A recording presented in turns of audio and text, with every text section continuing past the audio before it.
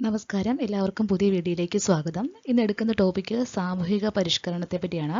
അതായത് Indian history വരുന്ന ഒരു പോർഷനാണിത്. ഓക്കെ, നമുക്ക് വീഡിയോയിലേക്ക് പോകാം. സാമൂഹിക പരിഷ്കരണ പ്രസ്ഥാനങ്ങൾ ഉയർന്നു വരാനുള്ള കാരണങ്ങൾ എന്തൊക്കെയാണ്, അതിൻ്റെ ലക്ഷ്യങ്ങൾ എന്തൊക്കെയാണ്, അതിലേക്ക് നോക്കാം. 19-ാം നൂറ്റാണ്ടിലെ ഇന്ത്യയെ പറ്റി പറയുകയാണെങ്കിൽ അന്നത്തെ ജനങ്ങളുടെ അവസ്ഥ വളരെ പരിതാപകരമായിരുന്നു. അതായത് അന്ധവിശ്വാസങ്ങളും അനാചാരങ്ങളും നിറഞ്ഞ ഒരു ജീവിതമായിരുന്നു അവർ നയിച്ചിരുന്നത്. ഇതിനൊക്കെതിരെ ഒരു മാറ്റം കൊണ്ടുവരാൻ വേണ്ടിയാണ് സാമൂഹിക പരിഷ്കരണ പ്രസ്ഥാനങ്ങൾ ഉയർന്നു വന്നത്. മെയിൻ ലക്ഷ്യങ്ങൾ എന്തൊക്കെയാണെന്ന് നോക്കാം. അനാചാരങ്ങളെ എതിർക്കുക, വഴി നടക്കാനും വസ്ത്രം ധരിക്കാനും വിദ്യാഭ്യാസം നേടാനുമുള്ള പൗരാവകാശങ്ങൾ നേടിയെടുക്കുക, ഇതൊക്കെയായിരുന്നു മെയിൻ ലക്ഷ്യങ്ങൾ. ഇന്ത്യൻ സമൂഹത്തിന്റെ ആധുനികവൽക്കരണത്തിനായി വാദിച്ച ആദ്യത്തെ ആളാണ് രാജാറാം മോഹൻ റോയ്.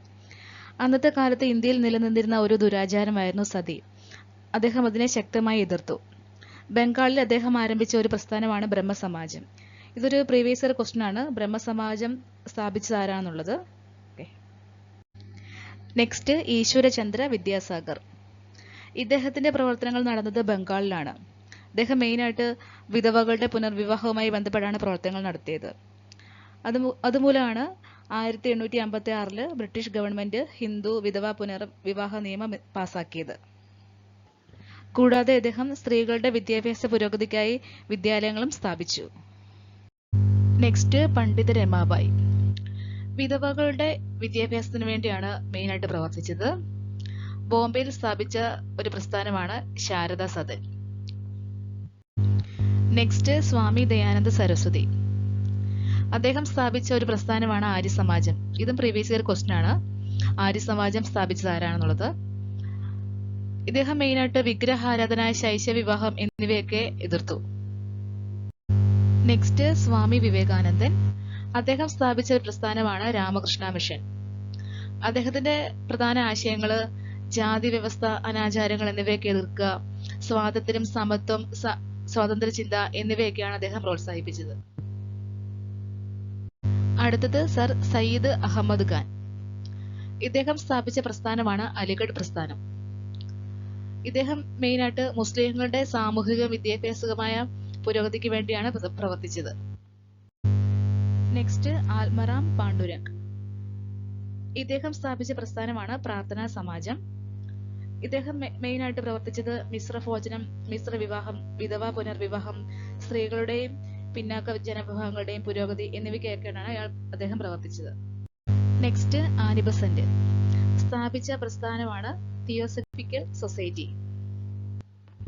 ഹിന്ദു മതത്തിന്റെ പുനരുദ്ധാരണത്തിനായിട്ടാണ് പ്രധാനമായും പ്രവർത്തിച്ചത്.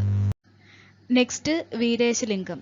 ഇദ്ദേഹം സ്ഥാപിച്ച പ്രസ്ഥാനമാണ് ഹിതകാരുണി സമാജം. വിധവാ പുനർവിവാഹത്തിനും സ്ത്രീകളുടെ വിദ്യാഭ്യാസത്തിനുമാണ് ഇദ്ദേഹം മെയിനായിട്ട് പ്രവർത്തിച്ചത്. നെക്സ്റ്റ്, ജ്യോതിബ ഫുലെ.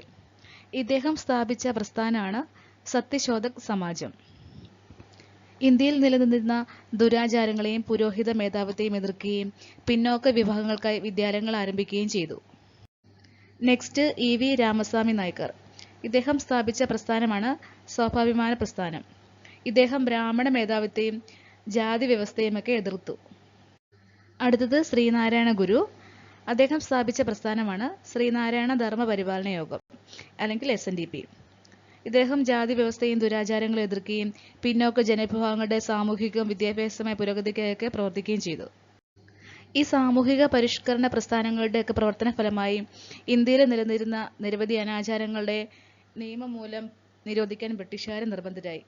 അവ ഏതൊക്കെയാണെന്ന് നോക്കാം. ഒന്നാമത്തത് വിധവാ പുനർവിവാഹം നടപ്പിലാക്കി. പെൺ ശിശുഹത്യ നിരോധിച്ചു. 12 വയസ്സിന് താഴെ പ്രായമുള്ള പെൺകുട്ടികളുടെ വിവാഹത്തിന് വിലക്ക് ഏർപ്പെടുത്തി. ശൈശവവിവാഹവും ബഹുഭാര്യത്വവും നിരോധിച്ചു. അടിമത്തം നിരോധിച്ചു.